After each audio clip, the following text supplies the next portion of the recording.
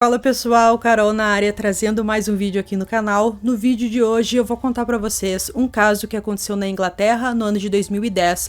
E a gente vê que é um caso ali onde a gente consegue acompanhar praticamente todos os últimos passos da vítima. Nós temos imagens da câmera de segurança, da rua, de estabelecimentos, e a gente vê que acontece alguma coisa muito estranha, porque ela chega até em casa, mas depois ela simplesmente desaparece e depois de muita pesquisa, de muita investigação, por fim, a polícia consegue dar um ponto final para esse caso.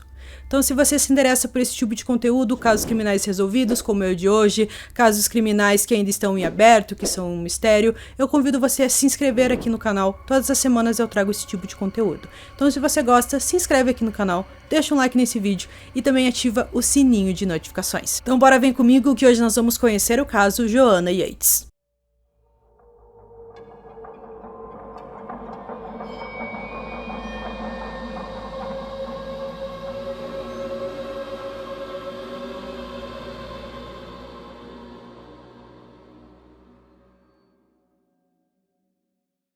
Joanna Claire Yates nasceu no dia 19 de abril de 1985 em Hampshire, na Inglaterra. Filha de David e Teresa, ela era descrita como muito feliz e sempre via o lado bom das situações. Joanna se formou em arquitetura paisagista e depois fez a sua graduação. Em dezembro de 2008, Joanna conheceu um arquiteto chamado Greg Riddle, de 25 anos. Eles rapidamente se apaixonaram e iniciaram um relacionamento. Em 2009, os dois decidiram morar juntos em Bristol, já que a empresa em que os dois trabalhavam se mudou para a cidade. Um pouco depois, Joanna trocou de emprego. Depois, eles se mudaram mais uma vez. O casal morava em um apartamento na Canning Road. O local era uma grande casa que foi subdividida em vários apartamentos no subúrbio de Clifton. Eles se mudaram em outubro de 2010. Eles moravam no subsolo do local, no andar de cima morava Christopher Jeffries, o dono do local e professor de inglês aposentado. Ele nunca se casou, então morava sozinho por lá.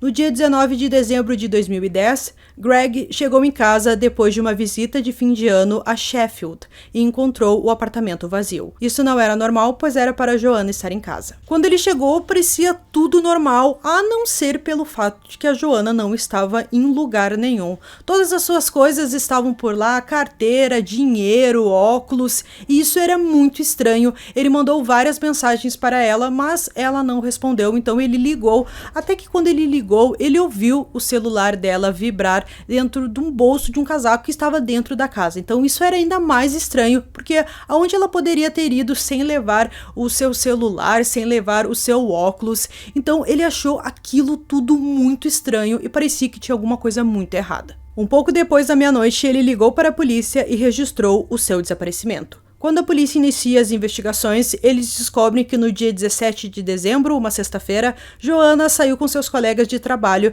para tomar algumas bebidas na Park Street em Bristol. Ela não fica muito tempo no local e decide voltar para casa a pé. Ela disse aos amigos e colegas que não estava ansiosa para passar o fim de semana sozinha, pois seria a primeira vez no apartamento sem o seu namorado. Ela planejava passar o tempo cozinhando e organizando algumas coisas para uma festa que o casal daria na semana seguinte. Através das câmeras de segurança, podemos acompanhar o trajeto de Joanna naquela noite. Ela passa por algumas lojas e decide entrar em um mercado para fazer algumas compras, já perto de sua casa. No meio do caminho, ela ligou para uma amiga e combinou de se encontrarem na véspera de Natal. Ela foi filmada pela última vez em uma rua, indo em direção ao seu apartamento. A polícia acredita que ela chegou em casa às 8h50 daquela noite. Durante todas as imagens, tudo parecia normal e nada chamou a atenção dos policiais.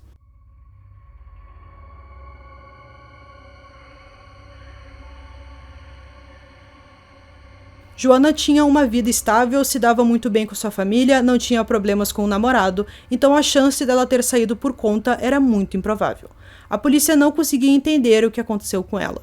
Os amigos de Greg e Joanna criaram um site e usaram serviços de redes sociais para ajudar a encontrá-la. Em 21 de dezembro, os pais do casal fizeram um apelo público para o seu retorno em uma entrevista coletiva da polícia. Os detetives não encontraram nenhum sinal da pizza que ela foi vista comprando naquela noite, nem da sua embalagem, mas a nota fiscal da compra estava no apartamento, provando mais uma vez que ela chegou em casa. As 2 garrafas de cidra que ela comprou naquela noite foram encontradas no apartamento, uma delas parcialmente consumida. Como não havia evidências de entrada forçada ou luta, os investigadores começaram a examinar a possibilidade de que Joanna foi sequestrada de dentro de sua casa e que ela conhecia o seu sequestrador. Como em todos os casos, o Greg foi ali considerado, não digamos assim que considerado o primeiro suspeito, mas era uma pessoa de interesse, já que ele era o namorado dela e a gente sabe como isso acontece. Então, né, que ele poderia ter algum envolvimento, alguma coisa. Então, a polícia foi lá, pediu para ele dizer o seu álibi, ele disse que estava com a sua família no final de semana em outra cidade, e isso foi provado, eles falaram com os familiares do Greg, ele também foi visto em algumas câmeras de segurança em outra cidade, então tudo bem, ele foi rapidamente descartado como suspeito.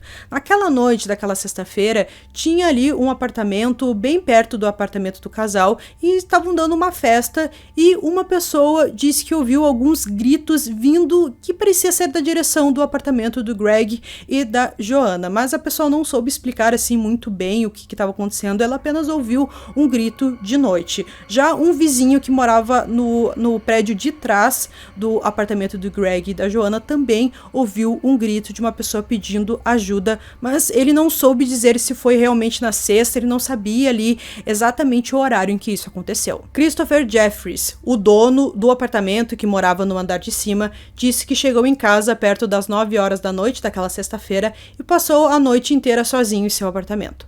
A polícia não estava muito contente com Christopher, já que ele não quis cooperar e eles não conseguiram confirmar seu álibi, já que ele disse que ficou sozinho no apartamento.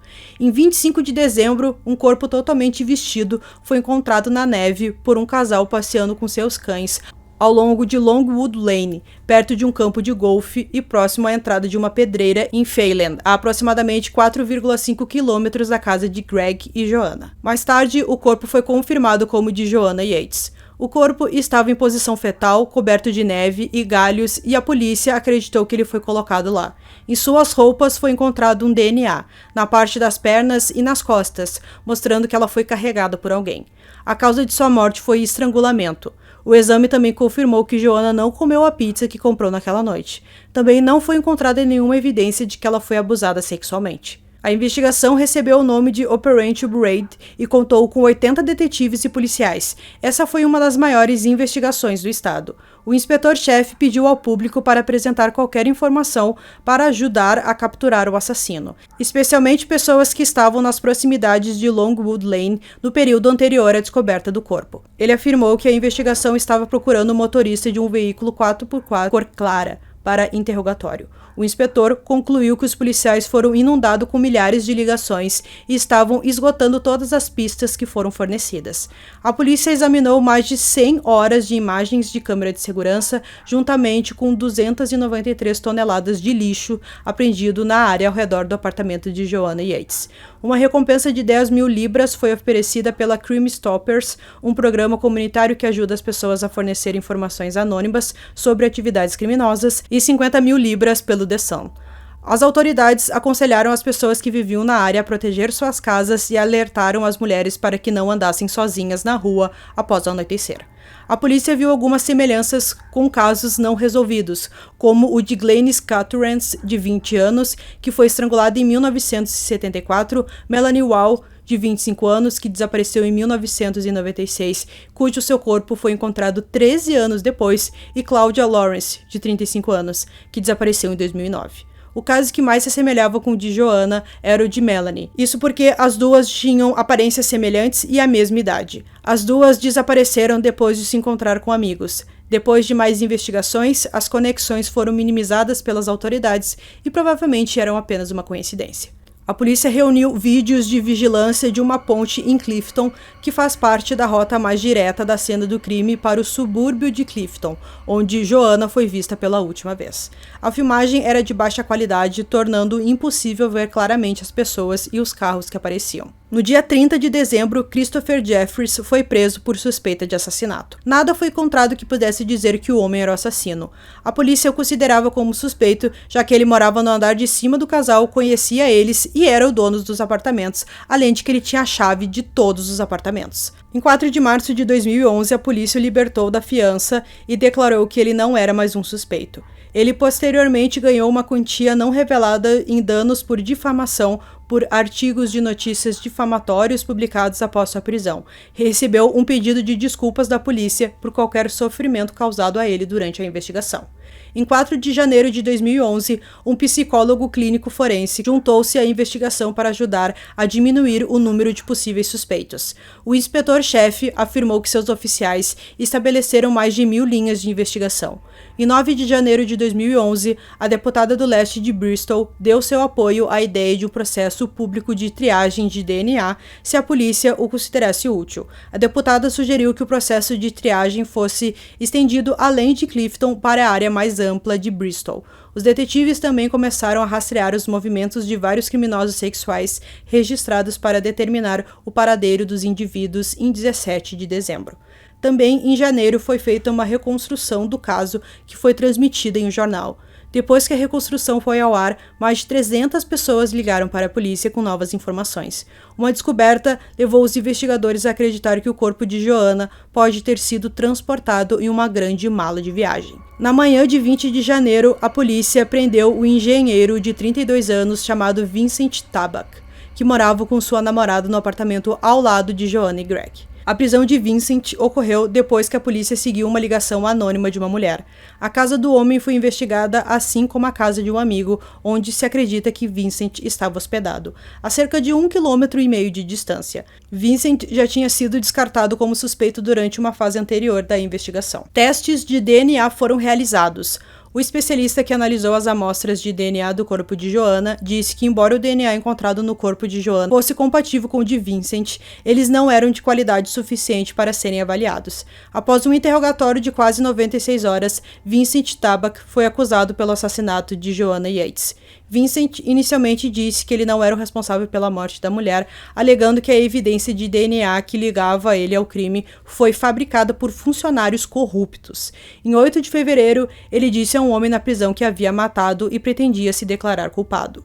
Em 5 de maio, Vincent Tabak se declarou culpado do homicídio culposo de Joanna. Ele disse que a matou sem querer. Sua confissão de homicídio culposo foi rejeitada. O julgamento de Vincent Tabak começou em 4 de outubro. Novamente, ele se declarou culpado de homicídio culposo. A acusação disse que Vincent a estrangulou em seu apartamento minutos depois de sua chegada em casa no dia 17 de dezembro de 2010, usando uma força suficiente para matá-la. Os promotores afirmaram que Vincent era 30 centímetros maior que Joanna e que usou sua altura e constituição para dominá-la, prendendo-a no chão pelos pulsos, e que ela sofreu 43 ferimentos separados na cabeça, pescoço, tronco e braços durante a luta. As lesões incluíam cortes, contusões e um nariz fraturado. A acusação disse ao tribunal que a luta foi longa e sua morte teria sido lenta e dolorosa, mas eles não conseguiram oferecer uma explicação do porquê Joanna foi atacada. O tribunal ouviu que as amostras de DNA retiradas do corpo de Joanna forneceram uma correspondência com o DNA de Vincent. As amostras encontradas atrás dos joelhos de sua calça indicaram que ela pode ter sido segurada pelas pernas enquanto era carregada, enquanto as fibras encontradas em seu corpo sugeriram contato com o casaco e o carro de Vincent. Manchas de sangue foram encontradas em uma parede com vista para uma pedreira perto do local onde Joanna foi encontrada. A promotoria também disse que Vincent tentou culpar Christopher Jeffries pelo assassinato durante a investigação policial e que nos dias seguintes à morte de Joanna, ele fez pesquisas na internet por tópicos que incluíam o tempo em que um corpo leva para se decompor. Em sua defesa, Vincent alegou que o assassinato não teve motivação sexual e disse ao tribunal que ele havia matado Joanna enquanto tentava silenciá-la depois que ela gritou quando ele tentou beijá-la. Ele alegou que Joanna fez um comentário sedutor e o convidou para beber com ela em sua casa. Ele disse que depois que ela gritou, ele colocou as mãos sobre a sua boca e em volta do seu pescoço para silenciá-la. Ele negou sugestão de luta, alegando ter segurado Joanna pelo pescoço com força mínima e por cerca de 20 segundos. Em 28 de outubro, Vincent Tabak foi considerado culpado do assassinato de Joanna Yates por um veredito de maioria de 10-2. Ele foi condenado à prisão perpétua com uma pena mínima de 20 anos. Vincent Tabak nasceu no dia 10 de fevereiro de 1978, é um engenheiro holandês que viveu e trabalhou no Reino Unido desde 2007. Ele foi descrito como muito quieto e inteligente. Embora Joanna Yates e Greg tenham se mudado para o apartamento no final de 2010, ela e Vincent não se encontraram antes de 17 de dezembro. Depois de matar Joanna, ele tentou culpar Christopher do assassinato depois de assistir ao noticiário sobre o caso enquanto passava o ano novo com seus parentes na Holanda. Ele contatou a polícia para dizer a eles que Christopher estava usando seu carro na noite de 17 de dezembro e um oficial da polícia foi enviado até Amsterdã para falar com ele. Eles se encontraram no aeroporto em 31 de dezembro, onde o Vincent elaborou sua história, mas o policial começou a suspeitar do seu interesse no trabalho forense realizado pela polícia e por que ele mudou sua versão. Então ali ele quase acabou se entregando. Nos meses antes do assassinato, Vincent usou seu computador para pesquisar acompanhantes durante viagens de negócios no Reino Unido e nos Estados Unidos e contratou várias garotas de programa por telefone. Ele também viu pornografia violenta na internet. Após o julgamento, descobriu-se que imagens pornográficas de crianças foram encontradas no computador de Vincent.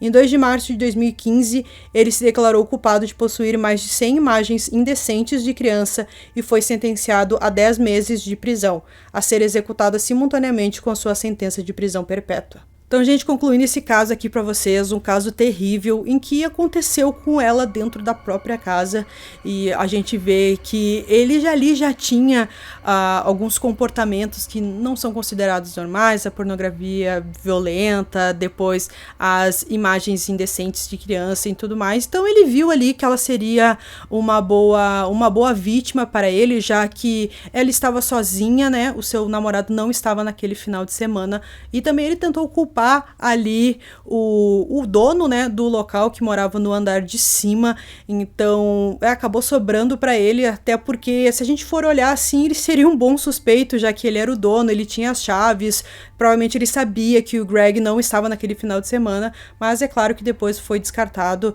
e foi tudo mal entendido, né, ele não tinha nada que ver e foi o Vincent que realizou, né, esse crime tão brutal. Então eu espero que vocês tenham gostado desse vídeo. Esse foi mais um vídeo aqui no canal. Durmam bem e até o próximo.